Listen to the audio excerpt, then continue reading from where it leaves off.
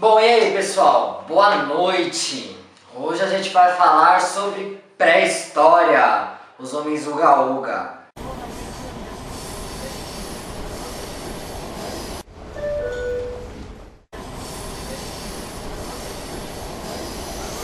Vamos começar pela arte brasileira, falando da chegada do homem às Américas.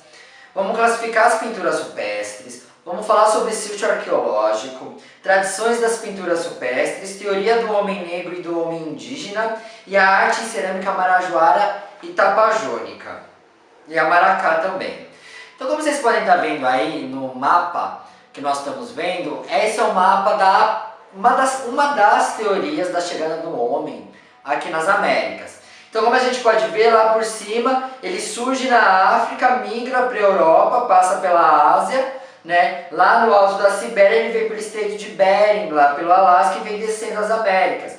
Então a gente tem o homem descendo pela América do Norte, América Central, até chegar à América do Sul. Essas são uma das prováveis rotas da migração do homem aqui para a América do Sul. Como a gente pode ver aí o Estreito de Bering, né, que vai dividir ali a Sibéria e o Alasca, naquela época, em torno de 12 mil anos atrás, essa parte que nós estamos vendo aí de oceano era totalmente congelada, a gente ainda estava no período de glaciação dos continentes, então os continentes eram unidos. O homem passa ali por aquele estreito, depois ao derretimento aí dessa grossa camada de gelo, e aí esse homem fica ilhado na América.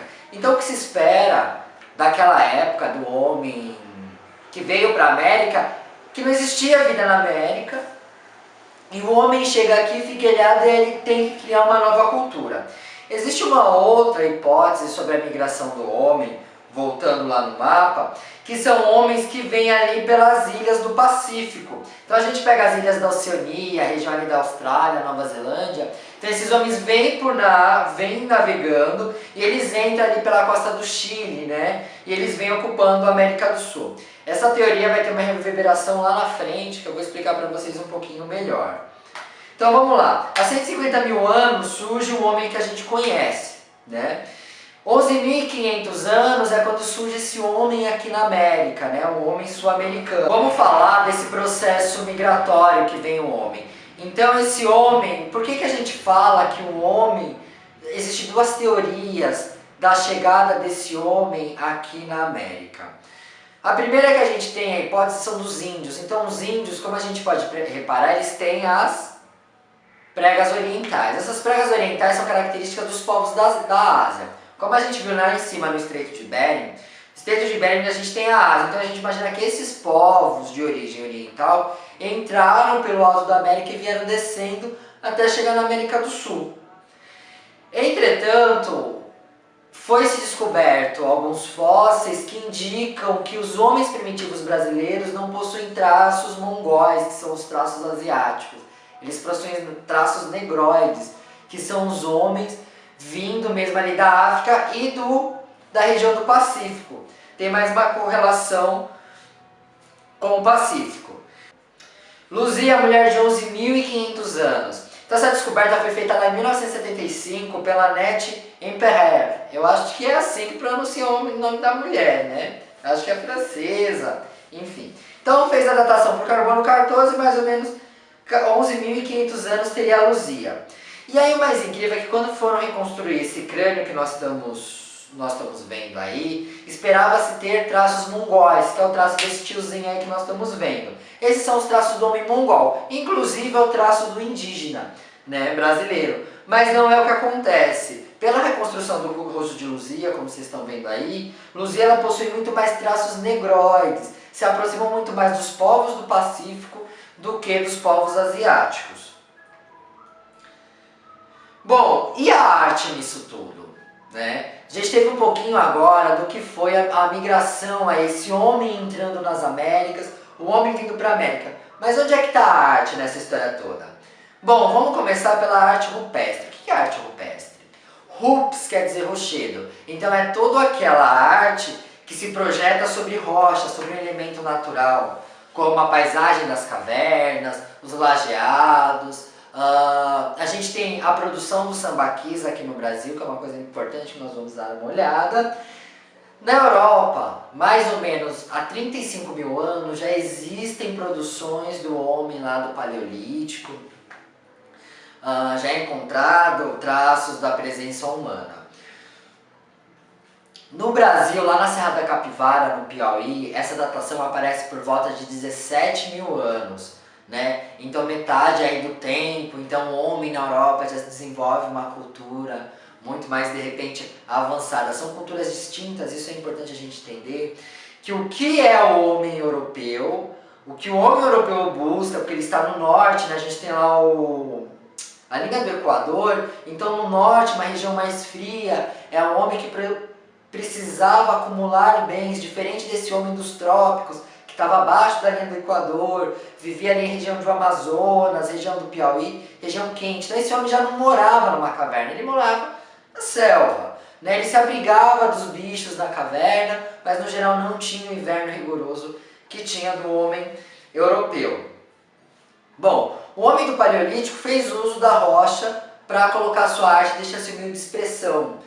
Né? Já o homem do Neolítico é o mesmo problema que nós temos na Europa.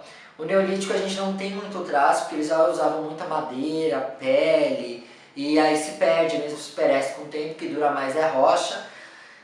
Muitas das coisas foram perdidas porque vai descascando o pedaço da rocha, desabam, cai pedaço de parede, a própria pichação do homem em cima dos suportes também acaba estragando muito.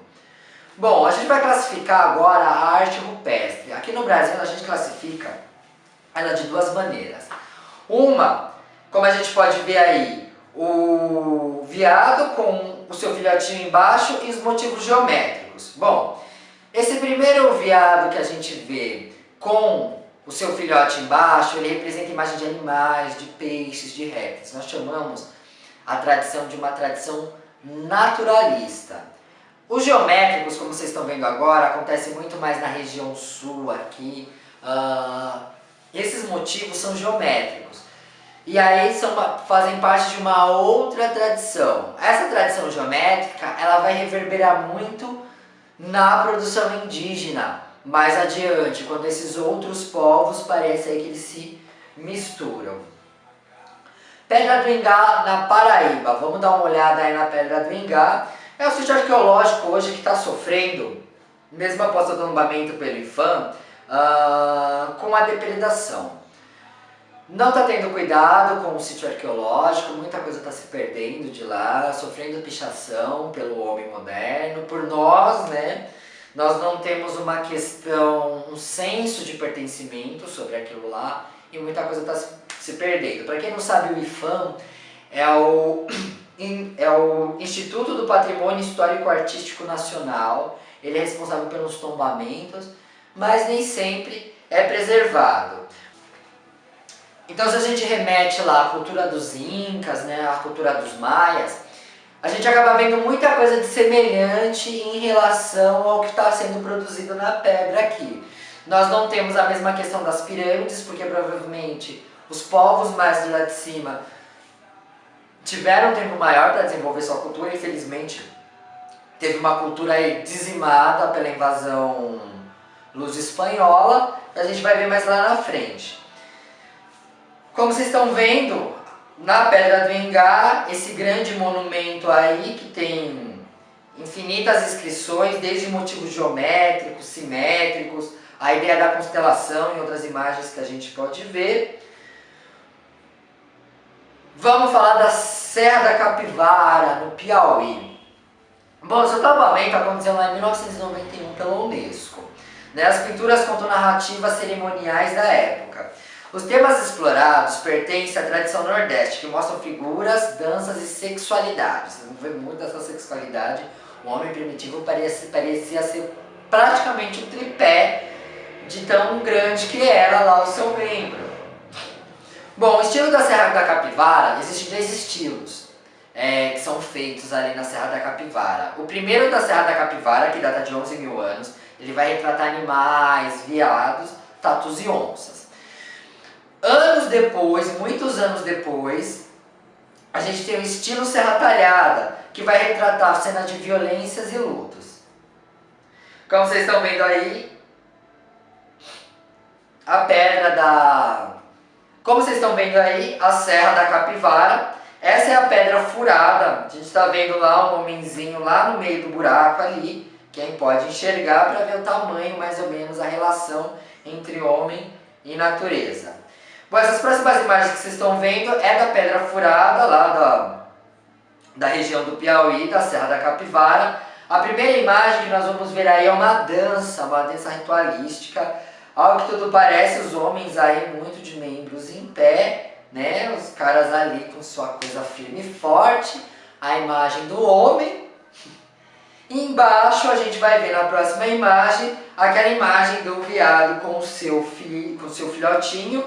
Em cima uma cena de abate, um pouco mais acima ali da cena que nós temos do veado junto com a sua cria. Em cima a cena de um abate, provavelmente ali de um touro ou de um javali, algum bicho ali, ou uma capivara, enfim. Além dessas imagens, tem essa que nós estamos vendo aí de uma dança, provavelmente também é uma dança ritualística. Esse homem se preocupava muito em retratar o seu cotidiano, em mostrar cenas do cotidiano. Era a mesma ideia de Lascaux, era você dar vida àquela imagem, você poder projetar no mundo mágico a ideia daquele homem.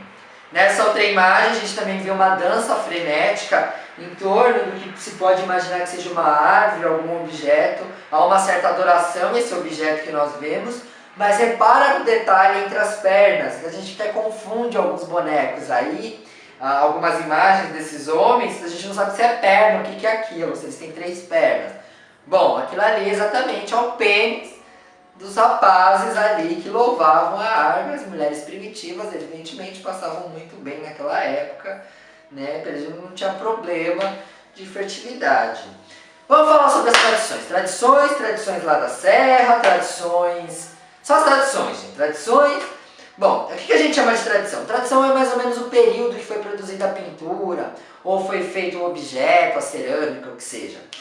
Eles mantêm padrões de desenhos entre essas tradições. É mais ou menos como a ideia da cultura lá em Lascaux, cultura madaleniana e os outros tipos de cultura que existem na pré-história.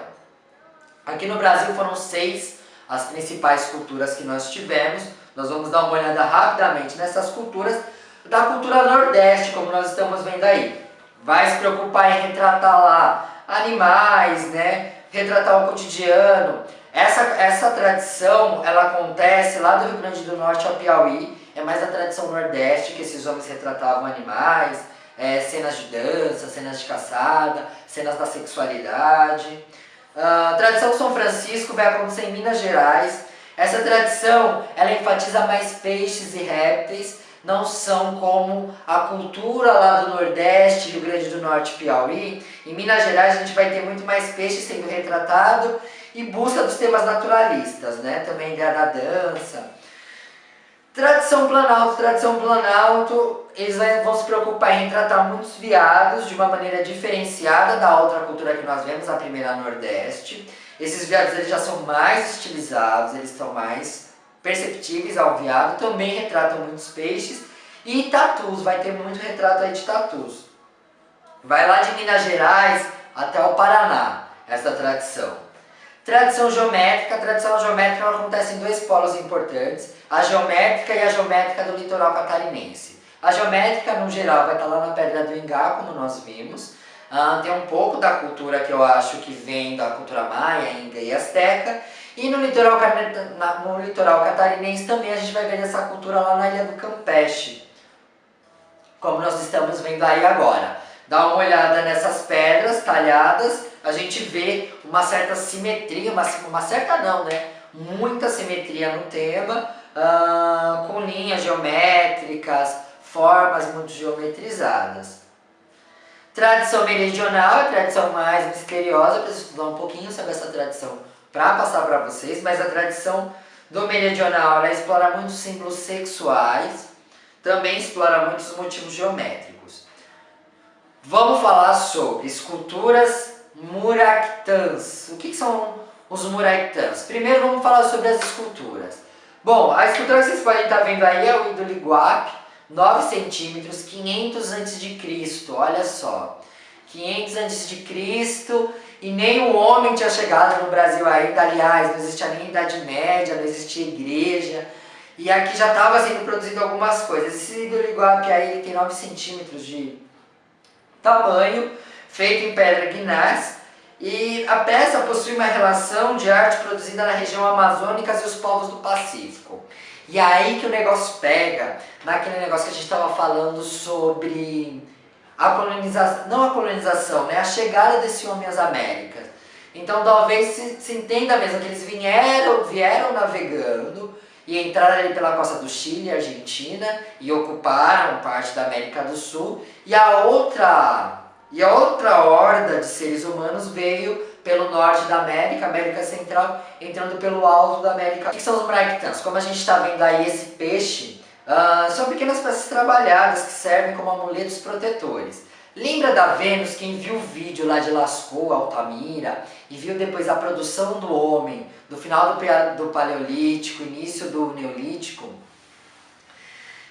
As Vênus eram também peças pequenas que serviam como amuletos, eram amuletos de fertilidade, era quando o homem já começava a produzir a agricultura, então ele precisava ter uma fé em algo para acreditar que a cultura dele seria boa, a agricultura seria boa, a caçada seria boa. Aqui no Brasil, lembrando que a tradição do homem da Europa e o homem sul-americano é totalmente diferente, né? Vamos lembrar do inverno europeu e vamos lembrar do trópico sul-americano. Então esse homem não precisava se preocupar tanto, ele não precisava se tornar tão sedentário como se tornou um homem sedentário europeu. O homem aqui do Brasil ele se tornou sedentário, mas não é o mesmo tipo de sedentarismo, é um pouco diferente. Então os muriaquitãs, eles vêm trazendo essa ideia mais da caçada bem-sucedida, do talismã, do amuleto de sorte, daquele homem que vai para a caçada. No geral, essas peças foram perdidas e destruídas com a chegada da catequese aqui no Brasil, depois da ocupação em 1500 pela ocupação luso-espanhola. Quando chega a igreja aqui no Brasil, muito disso foi destruído. Estranhamente, nós, da Igreja Católica, veneramos vários santos, várias imagens. O que não pode venerar é imagem que não seja cristã. Então os caras foram lá e destruíram. Não foi só aqui que nós perdemos muita cultura com isso. Europa, onde a igreja bendita, abençoada, pôs a mão, muitas coisas se perderam. Vamos lá. Essas outras imagens de muriaquitãs que nós temos aí são imagens de sapos, rãs que nós vamos ter. E aí tem as suas datações, depois eu posso fazer um vídeo só sobre esses muriaquitãs para explicar um pouquinho melhor. Vamos passar para a parte das cerâmicas. Bom, deu um tilt aqui na câmera, não sei o que aconteceu, espero que não esteja embaçado. Mas eu acho que tá. Bom, gente, se estiver embaçado, porque vocês estão me escutando, vocês vão ver a imagem sem embaçar. Melhorou, bom, agora melhorou a luz. Então vamos lá. Então essas hordas de homem, eles trazem as cerâmicas, né? Então a gente tem a cerâmica marajoara, a cerâmica de Santarém ou Tapajônica e a cerâmica de Maracá. Quando surge a cerâmica, parece que surge um ritual para esse homem, que é o ritual funerário, né? Muitas dessas cerâmicas que nós vamos ver agora... Inferno. Muita dessa cerâmica que nós vamos ver agora, eu gosto assim, quando dá tudo errado. E muita dessa cerâmica que nós vamos ver agora são cerâmicas de ritos funerários, são urnas funerárias, na verdade, né? Então essa primeira cerâmica que nós estamos vendo aí é a cerâmica marajoara. O que a gente vê na cerâmica marajoara? Na cerâmica marajoara ela tem uma simetria muito grande, são motivos geométricos que nós vamos ter. São urnas funerárias, na verdade, esses vasos que nós estamos vendo. Então já demarca um princípio de civilização onde o rito funerário é importante. Essa primeira que nós estamos vendo aí é a cerâmica da tradição de Santarém, ou mais conhecida como a cerâmica tapajônica. Lembrando que a cerâmica marajoara está lá, Ilha de Marajó, Tapajônica, Tapajós, né? Já na região do Amazonas. Então vamos lá. Essa primeira que nós estamos vendo aí é o vaso de gargalo, uma das tradições Santarém, que é você produzir os vasos de gargalo. Para mim realmente isso parece mais um castiçal, para ser bem sincero, não parece um vaso de gargalo, mas é um vaso de gargalo. Então parece lá um castiçal com a imagem de um bicho. No geral, a cultura, né, essa tradição santarenha ou tapajônica, ela vai dar muita ênfase a ritos e mitos da região amazônica, da região norte. Então nós vamos ver muitos bichos na cerâmica, além de alguns motivos geométricos, mas muitos bichos, muitas lendas sendo traduzidas. Essa próxima imagem que a gente está vendo aí de um castiçal também, desculpa, de um castiçal não, de um cálice, um cálice também com motivos geométricos, nós temos alguns motivos geométricos, mas a gente tem imagem de bichos, imagem provavelmente ali de um jacaré, de um réptil, que nós vamos ter da cultura de Santarém tapajônica. Essa cultura que é a mais importante, que eu acho fantástica, é a maracá, que é a que mais dá valor às urnas funerárias. Então, o que eles fazem nem com as urnas funerárias, olha que coisa engraçada isso, né? As urnas funerárias, elas têm formas humanas. Isso lembra muito o que os egípcios faziam, manter a forma humana dentro de uma pirâmide. Então parece que existe ali um tipo de comportamento que é muito parecido, né, entre os seres humanos, de você tentar manter aquela forma. Então a cultura maracá eu acho uma das mais fantásticas. A primeira que a gente está vendo aí, essa espécie de tambor, que é uma urna funerária, ele tem motivos, mas tem uma forma humana, a gente vê ali uma cabeça humana com orelhas. Essa segunda que nós estamos vendo lá no... Essa imagem é do Museu Nacional, lá do Rio de Janeiro, que é uma urna funerária também, uma imagem de uma pessoa sentada. Bom, região sudeste, aqui no sudeste, a gente falou lá do norte, mas nós falamos do sudeste ainda. Bom, aqui na região sudeste também desenvolve-se a questão de arte, a arte indígena, indígena primitiva, e o que é desenvolvido aqui, né?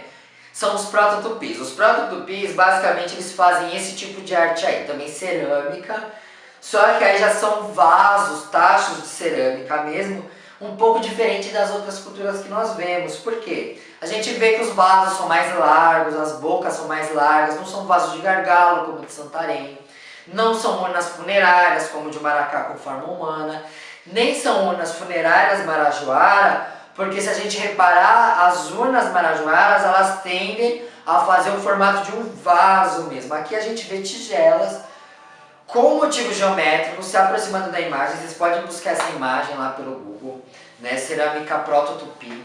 E aí vocês vão ver de perto nessa imagem que tem motivos geométricos. Estamos encerrando a nossa arte rupestre brasileira aí. E aí, o que aconteceu depois de tudo isso? Depois da cerâmica marajoara, depois de Pintamingá, depois de na Serra da Capivara. Século XVI iniciou-se a colonização nos espanhola, foi fragmentada totalmente essa civilização que estava florescendo. Incas, astecas, maias, aqui no Brasil, em toda a costa brasileira, os tupis foram dizimados. O homem europeu trouxe muita doença para cá, para o continente americano. Muitos índios morreram, e morriam assim aos cântaros os índios, essa que é a verdade. A catequese, os jesuítas ajudaram a dizimar mais ainda uma cultura, porque foi se afastar da cultura do índio para assumir a cultura cristã nas nossas terras. Então se perdeu muito da cultura. Bom, no século XVI aconteceu tudo isso. No século XVII descobriram que no Brasil não vai plantar cana. Quando descobriram que não vai plantar cana, a merda acabou de vez, porque aí foi pior. Porque aí tinha que plantar cana, o homem branco não queria tirar a cana do canavial, botava aqui o índio. Só que o índio era esperto e fugia, e o índio, como era aqui da terra, ele tinha chance na escapada. E aí o que acontece? A gente tem que trazer os negros. Trouxemos os negros pra cá, porque o negro não saberia para onde fugir. Depois ele vai fundir os quilombos, né? Faz a fundação dos quilombos. Mas até então esse homem negro chegava aqui totalmente expropriado de uma terra, ele não tinha referências. Então ele chegava aqui e era escravizado, o ciclo da cana-de-açúcar, começou a nossa escravidão.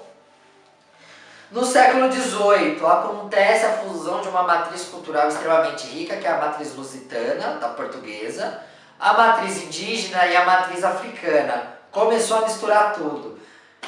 Senhor com índio, índio com negro, negro com senhor, e aí foi aquela coisa, aí virou Bahia, aí virou Rio de Janeiro, e virou o Brasil que nós temos hoje. No século XIX, enfim, foi abolida a escravidão. Em tese, foi algo bom para o povo negro, mas por outro lado, nossa queridíssima princesa Isabel deixou a desejar, não deu emprego, todo mundo subiu pro morro e virou favela. No século XIX, além disso, a gente declarou a independência de Portugal, no século XIX abolimos a escravidão, no século XIX nós proclamamos a República e tornou-se Brasil. E aí a gente vai ver o restante da arte brasileira nos próximos vídeos que eu vou produzir, a arte do período colonial, a arte do Império e a arte da República. Eu espero vocês no próximo vídeo, obrigado pela atenção. Dúvidas e sugestões, deixe em comentário. Aproveite, dê uma olhada nessa aula lá no SlideShare. Eu estou deixando aqui o link sobre a arte rupestre brasileira. O link está aqui embaixo na descrição geral do vídeo. Quem curtiu, dá um curtir no vídeo, se inscreve no canal. Super beijo e abraço para todo mundo, galera!